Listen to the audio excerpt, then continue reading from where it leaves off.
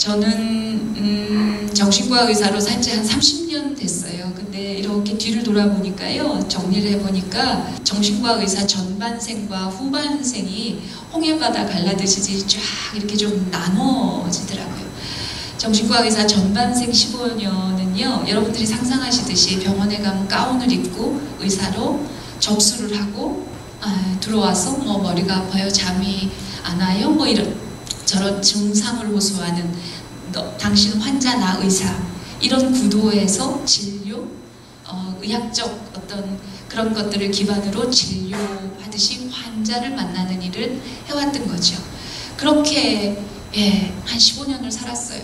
그런데 후반생 15년은요, 조금 다른 사람들을 다른 마음으로 다른 상황에서 만났어요. 우연한 기회에서 시작이 된 건데, 그 후반생 15년 동안에는요, 또 낮과 밤이 많이 달랐어요. 낮에는 주로 기업의 의뢰를 받아서 기업의 CEO들, 뭐 오너 회장들, 대기업의 임원들, CEO들, 이런 사람들, 그러니까 자타가 공인하는 성공한 사람들의 내면을, 그분들도 다 고도의 정신노동을 하는 사람들이니까 그런 사람들의 내면, 정신적인 스트레스, 뭐 이런 것들, 기업의 의뢰를 받아서 그 사람들의 속마음을 듣고 상담을 하는 일을 주로 했어요. 그러니까 그 사람들은 환자가 아니죠. 자타가 고민하는 성공한 사람인 거예요. 그러니까 나도 나 의사, 너 환자, 이런 구도에서 볼 수 없는 어떤 그런 세팅에 접어들어서 사람을 만나고 속마음을 듣기 시작했어요.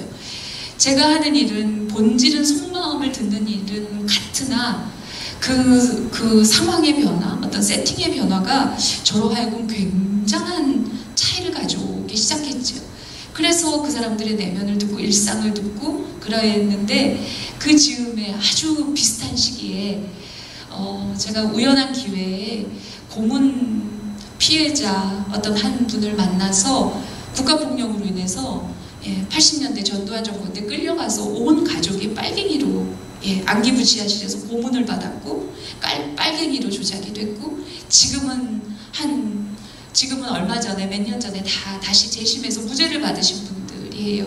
근데 그렇게 억울한 일을 당하고 한 20년 감옥에 있다 온 집안이 풍비박산이 난, 삶이 다 망가진 30대 초반에 들어가서 거의 50대 후반에 나온 거예요. 세상에. 그래서 나는 빨갱이 아니에요, 억울해요 하는 분을 만나서 속마음을 들으면서 국가폭력의 실체를 알기 시작했고, 그걸 구체적으로 알았고, 그래서 그분들을 치유하는 일을 시작했어요. 그래서 그분을 보다 보니까 그분의 가족들도 다 트라우마 피해자고 다 고문 생존자들이죠. 물론 돌아가신 분도 있어요, 후유증으로.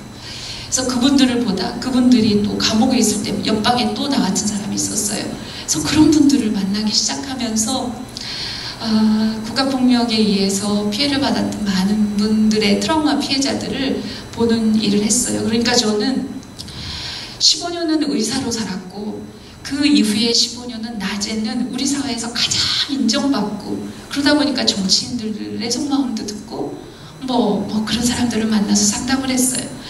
그러니까 낮에는 우리 사회에서 가장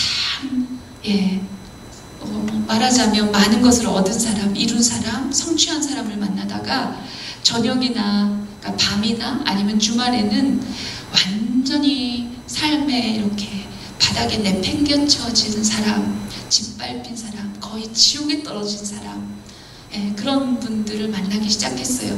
그런 분들 중에는 쌍용차 해고 노동자들 때 자살로 죽어갈 때 그분의 가족들도 있었고, 세월호 유가족도 있었고, 민간 잠수사도 있었고, 뭐 이전 정권, 보수 정권일 때 국가폭력에 의해서 희생을 당했던, 또 여러분들 들으시면 알만한 분들이 있는데, 그분들을 상담하는 것들을 개인적으로 자원봉사지만 제 생업보다 훨씬 더 많은 시간과 제 에너지와 이런 것을 쏟아서 봤어요. 제가 이 얘기를 왜 하냐면, 저는 사람을요, 제일 위에서도 봤고 제일 바닥에서도 봤고요, 앞에서도 봤지만 뒤에서도 봤고요, 옆에서도 봤고, 사람을 여러 측면에서 봤던 경험이 있습니다. 그런 경험을 바탕으로 무엇이 사람의 마음을 움직이나, 무엇이 지옥까지 바닥에 떨어뜨린 사람, 완전히 그냥 패대기 쳐지고 삶이 다 부셔진 사람. 이미 고문받았고 내 삶은 20년, 30년이 통째로 다 날아갔고 내 가족은 다 풍비박산이 났는데 이런 상황에서 상담을 하면 뭐가 돼요? 치유라는 게 무슨 의미가 있어요? 그런 상황에 처해 있는 사람들, 5.18 피해자 선생님들이기도 했고요. 그 안에는 그런 분들의 속마음을 들으면서 사람의 마음이, 그런 지옥에 처해 있는 사람도 사람의 마음이 결정적으로 움직이는 그런 요소, 치유의 요소가 있는 것이지요. 그것에 대한 이야기를 정리한 것이 당신이 옳다라는 책이고, 나의 책, 나의 인생이라고 한 주제로 오늘 당신이 옳다의 그 원리를 바탕으로 오늘 여러분들하고 얘기하려고 그래요. 이 책은요, 저한테는 책이 아니에요. 저한테는 글이 아니고요. 제가 막 소리친 것 같이 막 쓴 거예요. 그러니까 문장이 좀 거칠어요. 그리고 좀 막 급하게 썼어요. 근데 이거는 저한테는 글이 아니어서 정제된 글이나 매끄러운 문장이 저한테는 더 이상 중요하지 않다는 생각이 들어서 사람의 삶의 현장에서 느끼면서 이거는 거의 CPR 같은 거다. 심폐소생술 같은 거다. 심리적으로. 이거는 우리가 많이 알아야 된다. 공유해야 된다. 아주 근본적이지만 매우 단순한 원리를 알면 지나가다 심정지로 쓰러진 성인을 초등학생이 심폐소생술 한 서너 시간 교육받고 살려내잖아요. 코로나 블루, 우리 지금 현재 모두가 겪고 있는 이 어려운 집단적인 현상에 대해서 우리가 어떤 마음으로 어떻게 대처를 해야 되는지 얘기를 좀 해볼게요. 우리 한 2, 3월 우리 그 연초만 해도 봄이 지나면 여름이 되면 이게 좀 나아지려나 이렇게 했지 이렇게까지 오래 갈 거라고는 별로 상상을 못했죠. 그리고 전문가의 전망도 처음에는 4월쯤 지나면 이게 잡힌다. 그런 전망을 제가 뚜렷하게 기억해요. 전문가의 인터뷰, 그 감염병 전문가. 근데 그분도 지금 전혀 다른 얘기를 하고 있죠. 그 사람이 실력이 없거나 뭘 허언을 했거나 그게 아니라 상황이 계속 움직이고 변하고 생각보다 그 이상의 상황으로 자꾸 이렇게 접어들어가고 있는 거죠. 그러다 보니까 우리 일상이 자꾸 파괴가 되고 심리적으로 정신적으로 이런 고통들이 도대체 이게 이렇게까지 계속 우리 일상에 스미고 영향을 압도적으로 줄 줄 몰랐는데 계속 이렇게 되고 있어요. 이런 상황을 어떻게 대처해야 되는지, 근데 그 어떻게 대처해야 되느냐를 알기 위해서 지금 이 상황이 어떤 상황인지를 일단은 우리가 알아야 될 것 같아요. 그 얘기부터 하고 지나갈게요. 저는 이 코로나로 인한 이 상황을 트라우마라고 규정할 수 있어요. 트라우마예요. 트라우마라는 것이 뭐냐면요, 천재지변에 의해서 천재지변에 의해서, 그러니까 외부적인 어떤 힘이죠. 저항할 수 없고 아주 압도적인 외부적인 힘에 의해서 한 개인이 그냥 이렇게 깔리는 상황이죠. 저항할 수 없는 아주 외부적인 거대한 외력에 의해서 어떤 재앙적 스트레스 상황에서 사람이 이렇게 무너지는 것, 이런 것들이 트라우마라고 하는데, 고문을 당한 사람들, 교통사고가 나서 한 가족이 가다가 같이 탔던 사람들이 다 죽었는데 혼자 살아남았어요. 이런 거. 내 아이가 사고로 어제까지, 오늘 아침까지 웃으면서 나갔던 내 사랑하는 사람이 저녁에 그렇지 않은 상태로 발견이 됐어요. 이런 것들. 쓰나미가 몰려와서 산사태가 덮쳐서 1분 전에도 웃고 있었는데 다 쓸려 내려갔어요. 이런 것들이 트라우마죠. 재앙이죠. 이 트라우마는요, 어떤 것이냐면 이렇게 외부적인 천재지변에 해당하는 어마어마한 힘에 의해서 한 삶이 무너지고 그랬을 때 나타나는 심리적 리액션인데, 그것의 핵심이 뭐냐면 죽음 각인이에요. 트라우마라는 것의 핵심은 죽음이 각인이 되는 경험이에요. 그런 면에서 코로나는 죽음 각인으로 인한 트라우마라고 볼 수 있어요. 내가 의도치 않았는데 내 사소한 부주의로 우리 부모가 돌아가실 수 있어요. 내가 특별한 의도가 없이 내 일상을 그저 살았을 뿐인데 나 때문에 우리 할머니가 잘못될 수 있어요. 아니면 누군가의 사소한 부주의 때문에 내 목숨이 위협이 될 수 있어요. 이런 것들이 우리 일상에서 그냥 비일비재하게 일어날 수 있다는 이 상황, 이런 것들이 이런 것들이 죽음 각인, 내 일상에 죽음이 너무 가까이 오는 경험, 죽음을 실감하는, 죽음에 대한 공포나 두려움을 너무 생생하게 느끼는, 체험하게 되는 이 경험, 이것이 트라우마적 상처, 재앙적 스트레스의 핵심인 거예요. 그러니까 트라우마라는 것이 그런 거죠. 이럴 때 죽음이 이렇게 가까이 왔다는 느낌이 들면 사람한테 나타나는 반응이 있어요. 사랑하는 사람을 한순간에 잃거나 내가 거의 죽다 살아나는 경험을 하거나 그랬을 때 그 죽음 각인을 경험하며 나타나는 사람한테 나타나는 공통적인 그 반응이 불안하죠. 우울하죠. 그리고 굉장히 무기력해요. 아, 내가 할 수 있는 게 아무것도 없구나. 내가 아무것도 아닌 존재구나. 내가 이렇게 미약한 존재구나. 내가 이렇게 힘이 없구나. 뭐 이런 그 무력감, 우울감, 그리고 그런 상황에 대한 두려움, 공포, 이런 것들이 그런 트라우마를 경험했을 때 나타나는 감정이에요. 근데 트라우마라는 것은요, 지금 제가 말씀드렸는데 어마어마한 어떤 외부적인 거의 천재지변급의 그 외부적인 상황으로 인해서 생긴다는 거 하나, 그래서 죽음 각인이 있다는 거 하나, 그리고 다시 말하면요, 트라우마라는 것은 본질이 뭐냐면 외인성이에요. 외부적인 상황 때문에 내가 겪게 되는 감정인 거예요. 내 탓이 아니라는 거예요.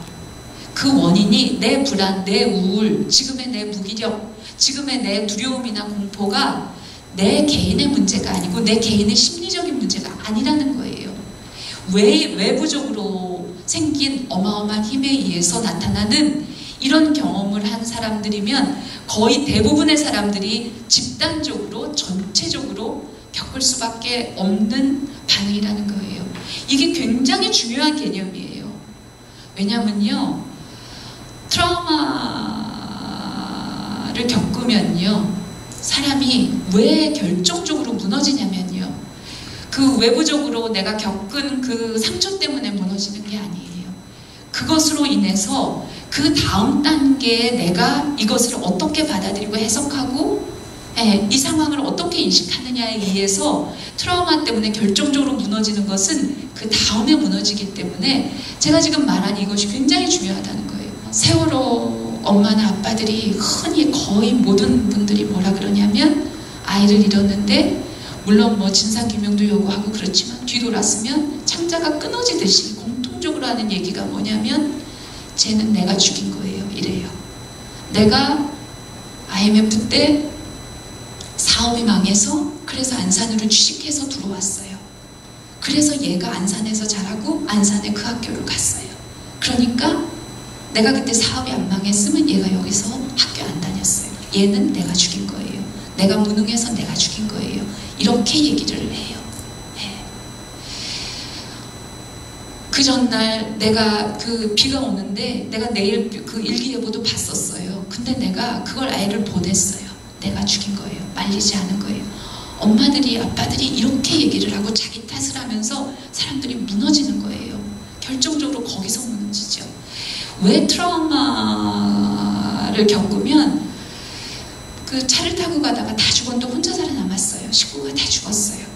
그러면 아, 이게 음주운전한 사람이 있어서 우리 사회 음주운전 이런 문제가 있어서 사람이 그렇게 느끼지 않아요.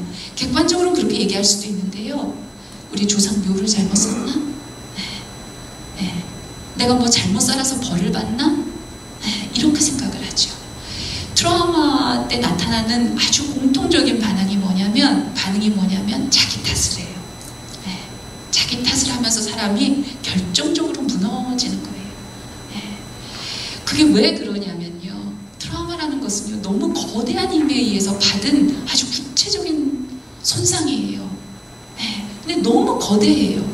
예를 들어서 국가공권력이 갑자기 우리 집을 지목해서, 그 수많은 인구 중에서 우리 집을 지목해서 다 빨갱이로 조작해놓고 다 고문해서 다 조작해서 그렇게 해서 다 몇십 년 감옥을 살렸어요.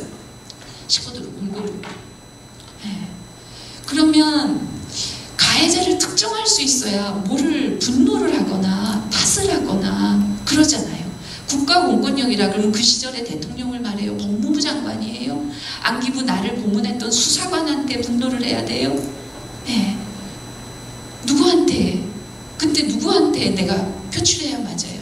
그게 이렇게 굉장히 모호하고 추상적이에요. 쓰나미가 온 거 어디 가서 탓을 하고 어떻게 해요? 번개 친 거. 딴 아이들은 수학여행 갔다 멀쩡히 돌아오는데 내 아이가 갔다 돌아오지 않은 거를 어떻게 설명을 해요? 너무 많은 요인, 추상적이고 거대한 요인에 의해서 생긴, 그러니까 트라우마라는 것은 그렇게 거대하고 상상할 수 없는 그런 어떤 현상에 의해서 오는 것이죠.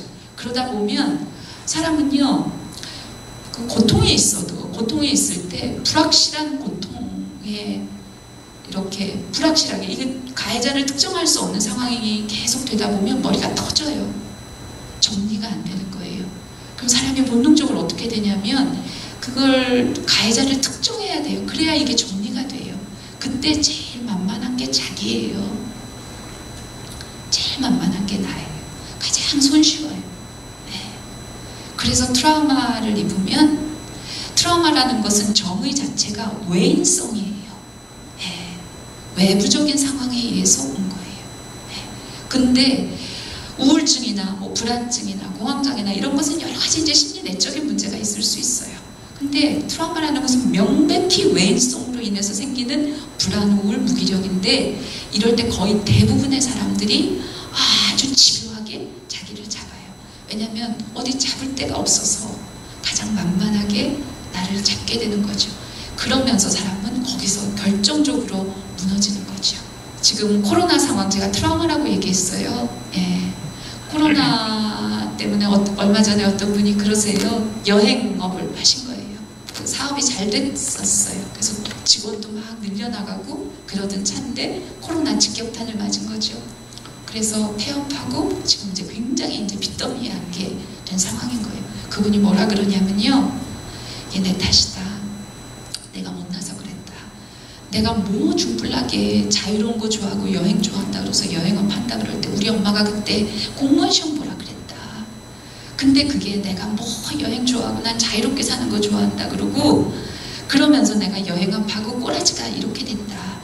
내 탓이다. 내가 잘못한 거다. 엄마가 공무원 시험 보라 그랬을 때 내가 공무원 시험을 봤어야 된다. 그러니까 내 탓이다. 이래요. 네. 코로나가 어떻게 자기 탓이에요. 네. 근데 사람들의 마음이 지금 그렇게 작동하면서 힘들어지는 거죠. 이런 예들이 지금 우리 일상에 너무나 많다는 느낌이 들어요. 네. 이게 말하자면 2차 가해인데 자기가 자기한테 가하는 결정적 2차 가해예요. 여러분들은 혹시 지금 이런 상황, 이 거대한 영향을 안 받을 수 없는데 이 상황에서 겪는 어려움을 나는 지금 어떻게 받아들이고 있고 나한테 어떻게 얘기를 하고 있고 내가 겪는 어려움에 대해서 지금 어떻게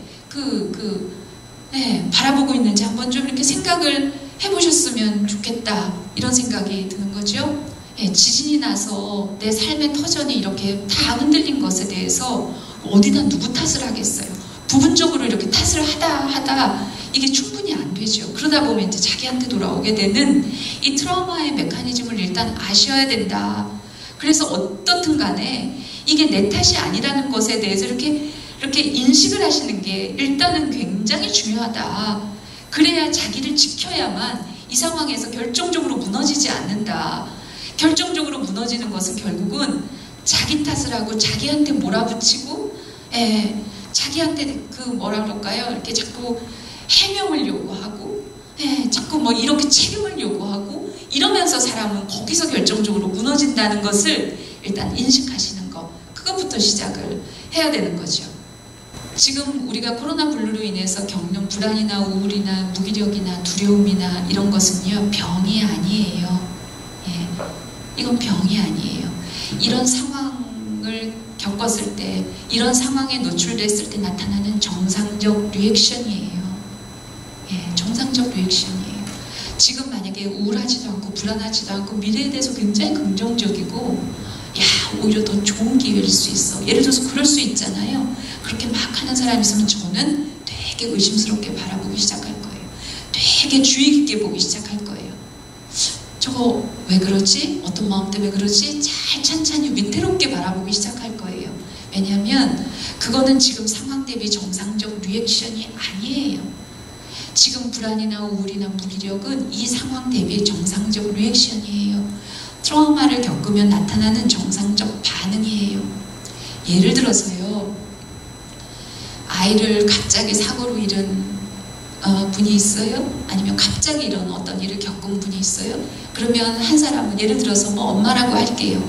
엄마 아빠 다를 수도 있는데, 한 사람은 막 혼절하고 기절하고 잠도 못 자고 막 불안해서 막 그러다가 분노하다가 막 완전히 죽겠다 그러고 막 쓰러지고 밥도 못 먹고 막 안절부절 못하고 그런 사람이고요. 근데 그런 모습을 만약에 와이프가 아이를 잃고 그런 모습을 보다 보면 남편들은 대체로 어떠냐면 견뎌요. 울지 않아요. 울지 않아요. 왜냐하면 나까지 저러면, 나까지 이제 이렇게 슬퍼지기 시작하고 나까지 그 감정에 휘말리면 우리 집안은 거기서 다 무너질 것 같은 거예요. 아이 하나 이런 것도 지금 이게 버겁는데 아내까지 막 지금 중내산에 막 넘어가고 맨날 응급실 가고 이런 판인데 나까지 여기에 휘말리기 시작하면 우리 집안은 다 끝이다. 이런 공포가 있는 거죠. 그래서 한 사람은 견뎌요. 울지도 않고 눈물도 실제로 안 나요. 그래서 계속 위로하고 뭐하고 이러죠.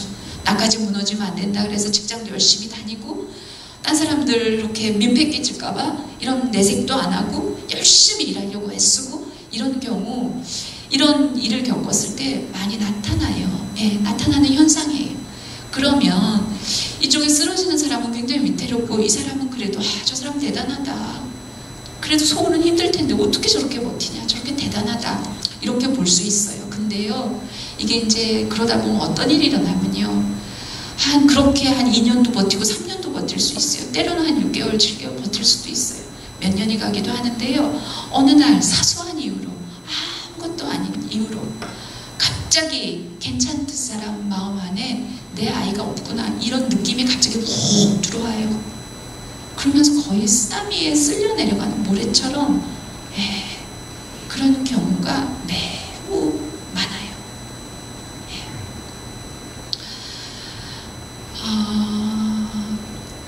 잘 지내는 것이 잘 지내는 것이 아닌 거죠. 상황을 외면하거나 부정하거나 그 상황으로부터 이렇게 도망가 있거나, 왜냐하면 그것이 감당이 잘 안 될 때는 사람이 내가 이게 감당이 안 된다 그러면 심리적으로 이렇게 셔터가 내려와요. 본능적으로. 그래서 무감각해져요. 잘 안 느껴져요. 그래서 버틸 수 있어요. 그런데 그게 한계가 있죠. 아빠라고 안 슬프겠어요? 아빠라고 계속 버틸 수만 있겠어요? 아빠도 사람인데, 아들이 자식이 없는데 못 버티는 거죠. 어느 순간에 그냥 대책 없이 무너지는 경우들이 있죠.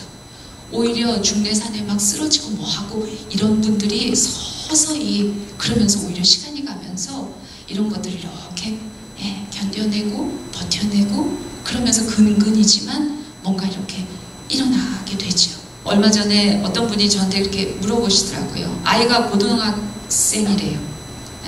학교도 안 가고 막 이러니까 집중이 전혀 안 된다. 그래서 공부도 잘 안 되는 거죠. 그러면서 하는 말이 뭐냐면, 엄마가 이제 걱정이 심해진 거예요. 애가 뭐라 그랬냐면, 공부를 해서 뭘 하냐, 이게 다 헛수고가 될 수도 있는데, 이렇게 얘기를 하더라는 거예요. 그러면서 한술 더 떠서 극단적으로는 내가 죽을 수도 있는데 이거 하는 게 무슨 의미가 있느냐, 그런 얘기를 하더라는 거예요. 그래서 어떻게 얘가 이렇게 얘기를 하는 거, 어떻게 긍정적으로 좀 생각을 할 수 있도록 얘를 어떻게 도와줘야 되냐라고 얘기를 해서 제가 그랬어요. 걔 되게 똑똑하네요. 현실을 있는 그대로 보내요. 현실을 있는 그대로 보내요.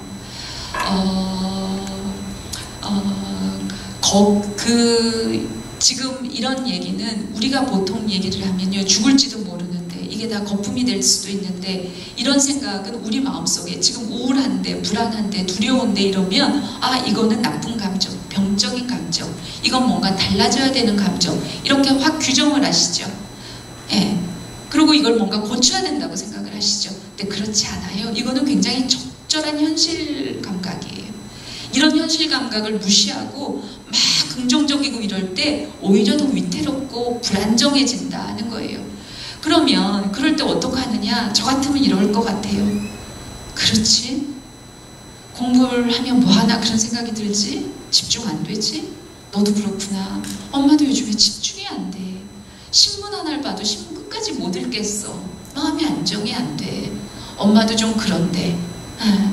그리고 엄마도 지금 일도 하다 말다 이렇게 하는데 앞으로 어떻게 해야 될지 엄마도 사실은 좀 막막해. 엄마도 그런데 너는 어떤 생각까지 하니? 그럴 때 너는 어떤 생각까지 하니? 물었을지도 모르겠어. 그러니까 이러다가 얘가 내가 죽을 수도 있는데 하면 뭐해? 이런 생각까지 극단적으로 한 거죠. 그럼 더 물어봐요. 저는 그러면 죽을 수도 있잖아. 그럼 이게 무슨 소용이 있어? 내가 왜 해야 돼? 그럼 그렇구나. 그런 생각까지 했구나. 저는 그렇구나. 다 듣고 더 물어보고 어떤 상상까지 하니? 어떤 생각까지 해봤니? 끝까지 물어요. 그럼 애가 다 그렇게 얘기를 할 거예요. 그렇구나. 그런 마음이 드는구나. 그럴 수 있지. 엄마도 어쩔 땐 그런 생각 드는걸? 이라고 얘기하는 것이 당신이 옳다 해서 말하는 사람이 어떤 마음을 갖더라도 사람이 살다가 죽고 싶은 마음이 들거나 사람이 살다가 누군가를 죽이고 싶은 마음이 들거나 당신이 옳다라는 것은 어떤 얘기냐면요. 사람이 살면서 어떤 마음이 떠오르더라도 항상 이유가 있다는 거예요. 괜히 떠오르지 않는다는 거예요. 반드시 이유가 있다. 맞다 틀리다 이런 옳다 그르다가 아니고요. 사람이 어떤 마음이 들 때는 반드시 이유가 있다. 그것을 집중해주고 주목해주고 그것을 인정해주고 수용해주면 사람은 그때 그것이 제가 말하는 공감이라는 것이고요. 사람은 그때 가장 합리적인 상태가 된다는 거예요. 사람 마음은 그렇게 작동한다는 거예요. 그래서 저는 고등학생 아이가 내가 죽을지도 모르는데 내가 이게 다 물거품이 될지도 모르는데 뭐 때문에 해? 그럼 그러지 마. 젊은 애들은 안 죽어. 죽어도 우리 같은 나이 든 사람이 죽지 너는 안 죽어. 왜 그런 생각을 하니? 좋게 생각해야지. 더 열심히 해도 돼. 이런 소리 저 안 하죠. 끝까지 물어보죠. 왜냐하면 저런 마음이 들 때는 이유가 있고 그런 마음을 온전히 수용해주면 그때 쟤는 가장 합리적인 상태가 된다는 것을 믿어 의심치 않기 때문에 그래요. 그래서 그렇게 물어보면요. 반드시 어떤 얘기가 나오게 돼 있냐면요. 그래. 죽을지도 그래. 미국에서 10대인데 그런 경우도 있더라. 엄마도 그런 거 봤어. 그래. 그런 마음도 들지. 그런 사례도 있었는데 그런 생각도 들지. 그래. 그래서 너 요즘에 그렇게 공부를 안 했구나. 공부가 안 돼서 그랬구나. 왔다 갔다 했구나. 그래서 요즘 게임을 더 하는구나. 그렇구나. 그래서 그랬구나. 하면 자기 그 불안이나 공포나 두려움이나 이런 것들을 온전히 이렇게 스펀지 물 빨아들이지 쭉 빨아들여주면요. 사람은 그때 제일 합리적으로 된다 그러잖아요. 어떻게 되냐면 엄마 근데 그게 몇백만 명 중에 지금 아직 한 3케이스밖에 없었대. 이런 얘기가 반드시 나오게 돼 있어요. 그게 사람 마음이 작동하는 원리예요. 얼마 전에 한 5월쯤에 제가 어떤 분을 만났는데 이렇게 강의를 하는 강사예요. 근데 코로나 이후에 이제 강의 수입이 이제 제로가 된 거죠. 강의들이 다 취소가 되니까. 그러니까 수입이 이제 그래서 뭐 재난지원금 막 이렇게 하면서 일이 갑자기 없어지니까 불안하잖아요. 그러니까 이분이 막 안절부절을 하다가 그래도 내가 뭐라도 해야지 정신을 차려야지 그러면서 한 게 뭐냐면 그동안에 내가 강의하면서 자료 정리도 이렇게 못하고 좀 쌓아놓은 것도 있고 강의록도 조금 더 만족스럽게 했어야 되는데 그동안 못하고 지나갔던 것들이 있는 거죠. 그래서 시간이 많은 김에 내가 다시 강의를 하게 되면 조금 더 잘 퀄리티 높게 해야지. 그래서 이제 자료도 정리하고 더 많은 것들을 이렇게 모으고 정리하고 강의록 만들고 막 이런 일들을 막 열심히 한 거예요. 그렇게 한 서너 달을 했어요. 그랬는데 얼마 전에 다시 봤는데 그분이 뭐라 그러냐면 완전한 무기력 상태에 빠진 거예요. 지금 상황을 보니까 그것이 다 이제 쓸 일이 없겠구나 이런 판단이 들었던 모양이에요.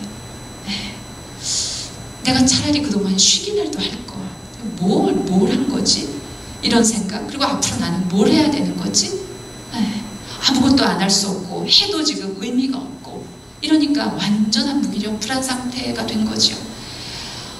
여러분들 저는 지금요 여러분들이 뭘 하셔야 되냐면요 제가 지금 불안이나 우울이나 무기력이나 이런 것들 당연하다 집중 안 되는 거 너무 정상적 반응이다 다 그렇다 그러면 지금 어떻게 있어야 되냐 어떻게 있어야 되냐면요 아주 적극적으로 아무것도 안 하셔야 돼요. 아무것도 안 하셔야 돼요. 적극적으로. 트라우마라는 것은 뭐냐면요, 어느 날 갑자기 한순간에 시공간을 이렇게 그 공간 이동, 시간 이동한 것처럼 어느 날 갑자기 어떤 오지에 지도 한 장도 없이 오지에 그냥 뚝 떨어지는 경험이 트라우마 경험인 거예요. 얼마 전에 산사태 났잖아요. 차가 그냥 거의 막 이렇게 낙엽같이 쓰러져 내려가던데 10초 전에도 상상하지 못했는데 10초 후에 그 사람의 삶이라는 것은, 그 사람의 가족들의 삶이라는 것은 완전히 어딘지도 모르는 오지에 갑자기 뚝 떨어져서, 여기가 어딘지 모르는, 한 번도 와본 적도 없는, 어떻게 살아야 될지도 모르고 주변에 누가 있는지도 모르겠고 이런 곳에 뚝 떨어지는 경험이 트라우마인 거지요. 1분 전과 전혀 다른, 아이를 잃었어요. 그 전에, 그 전날과 전혀 다른 세상으로 갑자기 뚝 떨어지는 경험이 트라우마의 본질이에요. 오지에 갑자기 떨어지면요, 떨어졌는데 보니까 내가 살던 곳이 아니에요. 어딘지 한 번도 안 와본 데에 떨어졌어요. 그러면 그때 가장 먼저 가장 해야 되는 일이 뭐냐면요, 움직이지 않아야 되는 거예요. 주의가 파악이 될 때까지 움직이지 않아야 되는 거예요. 몇 걸음 가면 천길 낭떠러지가 있는지, 몇 걸음 가면 막 정글이 있어서, 무슨 사나운 짐승들이 있어서 거기 빠지면 목숨을 잃는 정글이 있는지, 아니면 몇 걸음 가면 꽃길이 있는지, 낭떠러지가 있는지 아직 파악이 안 된, 전혀 모르는 곳에 갑자기 떨어진 경험이 트라우마지요. 코로나 이전과 지금은 완전히 다른 세상이 된 거죠. 와본 적이 없는, 어떻게 해야 되는지 모르는, 무엇을 해야 될지 이전의 문법과는 다 다른 곳에 갑자기 떨어졌죠. 파악이 될 때까지 움직이지 않아야 안전해요. 안개가 걷히고 주변이 이렇게 시야가 확보되고 여기가 어디구나, 10걸음 끝에 낭떠러지가 있었구나, 이쪽으로 가야 겨우 길이 나오는 거였구나, 파악이 될 때까지는 움직이지 않는 것이 트라우마 상황에서는 가장 중요한 일인 거죠. 근데 움직이지 않기가 우리가 매우 어려워요. 우리는 지금까지 살아온 문법은 뭘 해도 해야 되는 거예요. 사람이라는 것은, 성인이라는 것은, 모름지기 정상적인 사람이라면 뭘 해도 움직여야 되고 뭘 해도 해야 되고 뭘 해도 노력을 하고 그래야 되는 존재인 거예요. 그래서 그렇게 막 하는 거죠. 강의록도 준비해보고 뭐래도 해보고, 이거 해봐야 쓸모없을지도 모르는데 일단 하고 보는 거예요. 나중에 더 깊은 무기력에 빠지게 되는 것이 오더라도 일단 불안하니까 불안을 통제하기 위해서 그냥 뭐래도 하는 거예요. 노는 이상 똑이라도 깨는 거예요. 내가 뭔가 할 수 있는 일이 있으면 사람이 그냥 객관적으로 합리적으로 생각할 수 있는데, 내가 할 수 있는 것이 있다고 생각할 때는, 근데 내가 할 수 있는 것이 아무것도 없는 완전한 무기력한 존재일 때는요, 그냥 이 일과 이 일이 상관관계가 없더라도 그냥 내가 할 수 있는 일을 하게 돼요. 그러지 않으면 너무 불안하니까 상관관계가 없어도 그냥 무조건 하게 되는 거죠. 그래서 우리는 지금 별로 의미가 없을지도 모르는데 잘 따져보지 않고 그냥 무조건 움직이는 거죠. 그러면서 적질리고 넘어지고 더 큰 무기력에 빠지고, 시간이 지나면 내가 그때 차라리 그냥 이렇게 좀 쉴걸, 그렇게 하다가 안 되고 이런 것 때문에 오히려 더 깊은 자괴감이나 나중에 탈진이 되거나 소진이 되거나 그렇죠. 그러면 그 다음에 안개가 걷혔을 때 움직일 힘이 없는 거예요. 그래서 지금은 움직이지 않아야 된다. 움직이지 않는 동안에 무엇을 해야 되냐면, 자기 탓을 하지 않고 자기를 잡지 말고 자기를 훼손하지 않고 이 시간을 버틸 수 있어야 된다. 많은 분들이 얘기하시는데요.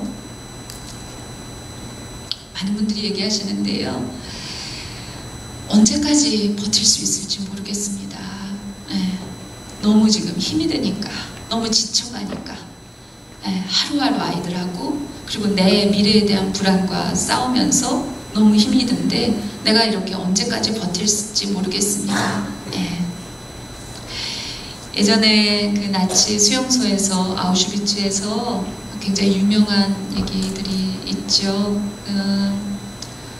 그 포로들이 하루하루 이제 사람들이 죽어나가니까 간신히 기아 상태에서 극심한 고통 중에서 이제 하루하루 살아남아 있는 건데, 이제 겨울이 다가오니까 이제 확 소문이 도는 거죠.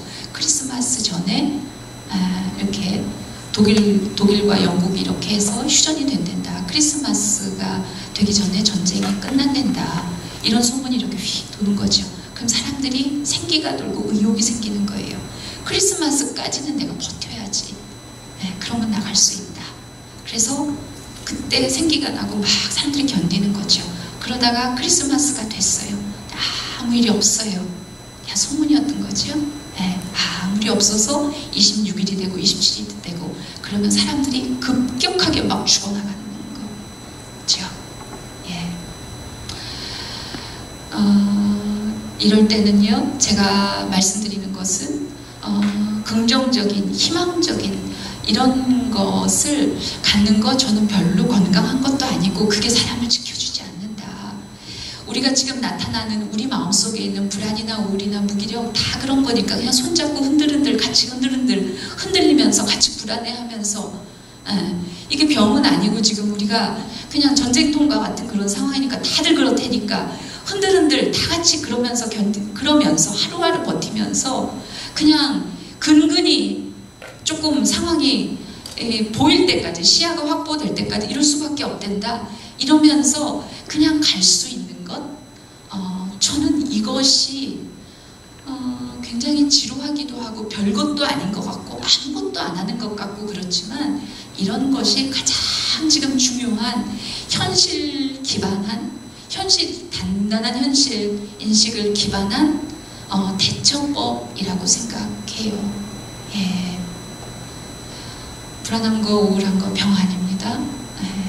내가 못나서, 내가 잘못 결정을 해서 그래서 생긴 것도 아닙니다. 천재지변이에요. 쓰나미 앞에 금메달리스트는 하나, 내가 이렇게 발이 느려서 내가 쓰나미에 묻히는구나. 천만에요. 금메달리스트도 묻혀요. 그것을 알아야 나를 더 이상 잡지 않는다. 그래서 같이 흔들흔들 그러면서 이 시간을 버티고 하루하루 견뎌야 된다는 생각이, 트라우마에 사로잡혀 있을 때 아무것도 안 하고 안 해야 되고 버텨야 한다고 했는데, 그 타이밍을 어떻게 자각할 수 있을까요? 본인이 객관적으로 이걸 움직여야 될 텐지 안 움직여야 되는 건지 어떨지 어떻게 알까요? 머리로 알 수 잘 없고요. 지금 무기력하고 안절부절 못하는 것은요, 움직이지 말라는 시그널이에요. 뭐 안 잡히잖아요. 그러면 잡지 말아야 되는 거예요. 안 잡히는 거예요. 내 마음이 그쪽으로 안 움직이는 거예요. 사람의 무의식은요, 자기가 사는 방향 쪽, 그 사람이 사는 방향 쪽으로 끌고 나가는 무의식적 건강성, 무의식적 균형성이 있어요. 누구의 마음에도, 인간의 마음은 본능적으로 무의식적으로 움직이는 그런 흐름이 있어요. 근데 우리는 자꾸 그런 것들이 있어도 그러면 안 되지, 내가 그래서는 안 되지, 내가 엄마인데, 내가 아빠인데, 내가 가장인데, 내가 맏딸인데, 뭐 이러면서 막 밀어붙여서 그러는 거죠. 지금 내가 이렇게 무기력하고 불안하고 뭘 해야 될지 모르면 하지 마세요. 그게 기준이에요. 그게 기준이에요. 이게 할 땐가 안 할 땐가 머리로 생각하면은요, 계속 복잡해지고요, 알 수가 없고 결정이 나질 않아요. 내 마음이 어떤지, 어떻게 흘러가는지 이렇게 보시고 그거에 따라서 하시면 되지요. 저는 그 민간 잠수사 선생님하고 그 민간 잠수사들하고 세월호 상담할 때도요, 어떤 분이 거기서 너무 과도하게 잠수를 하고 여러 번, 아이들이 급하니까 여러 번 그 수칙 쉬어야 되고, 그 고압 탱크 들어갔다가 이 폐를 다시 펴고 이렇게 쉬어야 되는 시간이 있는데, 그때 너무 응급한 상황이라 막 그걸 과도하게 했죠. 그래서 그 이후에 심장 투석을 하고 골괴사가 오고 그랬던 분이에요. 그래서 그분이 이렇게 얘기하다가 막 본인의 이제 그 암담한 거 치료도 못 받고, 근데 또 기소도 되고 막 그랬었잖아요. 그 민간 잠수사를 또 기소했잖아요. 동료 잠수사가 죽은 거를 과실치사로 또 그 활동을 했던 그 사람들을 또 기소하고, 그때 지난 정권에서 이랬죠. 그래서 그것 때문에 너무 고통받을 때 그분이 뭐라 그랬냐면, 완전히 무기력 상태에 빠졌을 때 그분이 선생님 제가 일어나는 법을 잊어버렸어요. 예, 넘어졌는데 일어나는 법이 생각이 안 나요. 예, 그래서 제가 그때 뭐라 그랬냐면 당신은 원래 걸었던 사람이다. 지금 일어나는 것이 생각이 안 들면 그냥 주질러 앉아있으면 된다. 한참 주저앉아 있다 보면 당신은 원래 두 발로 걸었던 사람이다. 생각이 난다. 일어나게 된다. 지금 일어나는 방법을 모르겠으면 계속 그냥 그렇게 있어도 된다. 그래야 될 때라는 시그널이다. 네. 그러고 그분이 그때 막 너무 펑펑 울은 거죠. 그게 당신이 옳다죠. 네, 그게 당신이 옳다죠. 당신이 지금 못 일어나면 못 일어나지 말아야 되는 이유가 있어서 그런 거다. 그냥 그러고 있어야 된다. 당신 잊어버리지 않는다. 원래 걸었던 사람이다. 당신이 원래 걸었던 사람이라는 것을 잊지 마라. 그리고 그냥 주질러 퍼져 있어라. 괜찮다. 그 얘기를 듣고 이분이 이제 막 뭔가 애를 쓰고 자기가 이렇게 극복하려고 노력을 해야 된다고 생각하다가 그래도 된다 그러니까 이제 막 긴장이 풀어지셨나 봐요. 그때도 막 펑펑 우셨어요. 그분 지금 잘 지내요. 예. 바다에는 못 들어가지만 스킨스쿠버 강사로 그렇게 뭐 이렇게 하면서 부분적으로 그러면서 또 신장 투석도 하고 또 쉬는 날은 스킨스쿠버 강사하고 그러면서 지내세요. 예. 우리는 사람이란 존재를 우리가 너무 불안하게 바라보고 있는 거죠. 한번 주저앉고 놔두면 맥을 놓으면 그냥 영영 못 일어날 거라고 생각하죠. 사람은 그런 존재가 아니에요. 저는요 지옥에 빠진 사람들만 골라서 봤던 사람이에요. 고문을 당한 사람들, 억울하게 죄 없는데 수십 년 감옥에 있다가 삶의 모든 것이 다 파괴된 사람들, 하루아침에 자식을 잃은 사람들, 억울하게 끌려가서 가족을 잃은 사람들, 이런 사람들을 만난 거예요. 그런 사람들의 무기력이나 분노나 억울함이나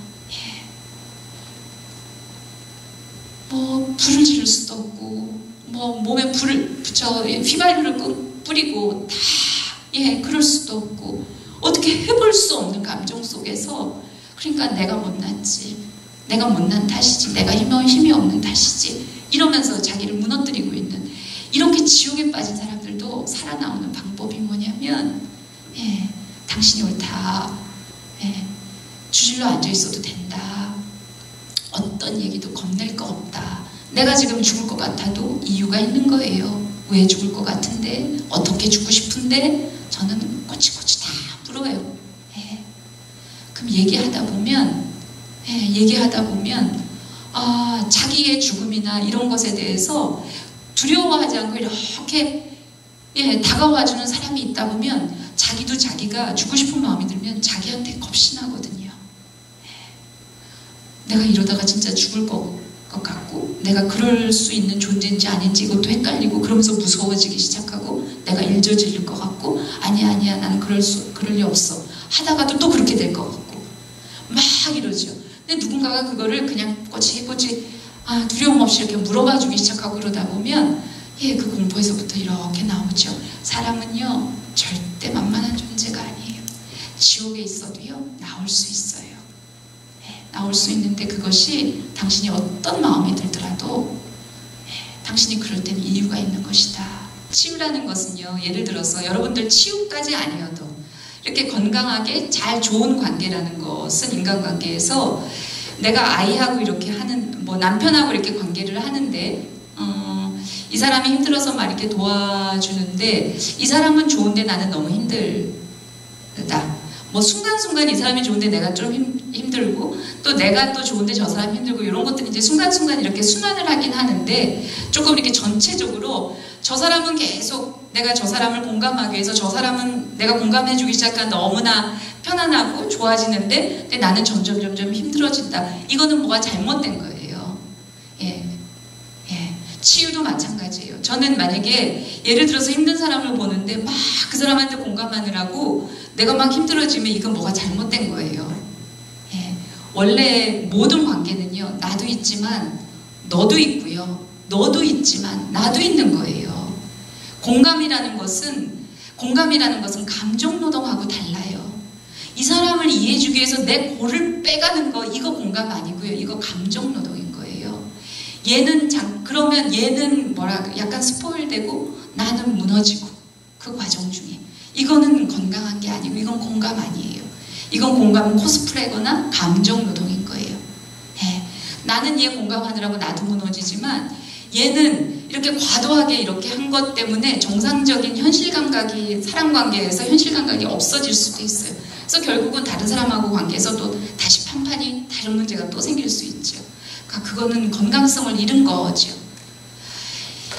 저는 이렇게 사람하고 얘기할 때요, 그 사람 이렇게 깊이 아까 뭐 포를 뜨든 뭘 하든 아주 극단적인 고통에 있는 경우도요, 이렇게 집중하고 공감하고 하다 보면 그 사람의 마음이 조금씩 열리고 조금씩 풀리고 자기에 대해서 조금씩 예전보다 더 허용적이 되고 그런 상황들 때문에 조금씩 좋아지는 것이, 제가 집중하고 공감하면 이 사람들이 조금 달라지는 것이 제가 실시간으로 느끼거든요.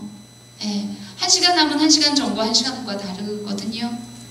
그거를 늘 느끼니까 그것은 저한테 실시간으로 어마어마한 에너지 충전인 거예요. 가벼운 문제가 조금 해결되는 것도 아니고요. 지옥에 빠진 사람이 거기서 조금씩 이렇게 자유로워지거나 홀가분해지거나 편안해지는 것을 본다는 것은 어마어마한 일 아니에요? 그러니까 그거는 한 개인으로서도 그 받는 힘이나 에너지나 이런 것은 이거는 말로 표현할 수 없는 거죠. 그래서 집중하고 공감할수록 제가 받는 것이 동일하게 있죠. 그래서 저도 받죠. 그래서 제가 이걸 누가 돈을 줘요, 뭘 누가 오래해요, 누가 뭐 의뢰받아서 간 적이 없어요. 저는 제가 마음 끌리는 현장에 간 거죠. 네. 그럼에도 불구하고 15년 동안 더 많이 하면서도 계속하고, 그러면서도 제가 이렇게 별로 힘들지 않고 계속할 수 있는 힘이, 저는 주지만 받는 것이 엄청나서 그렇죠. 그래서 모든 관계가 이렇게 작동할 수 있으면 좋다. 모든 관계라기 아니라 중요한 관계에서 뭔가 저 사람은 점점 좋아지는데 나는 피폐해진다. 이거 공감 아닐 수 있고, 그거는 나에 대해서 먼저 돌아봐야 되는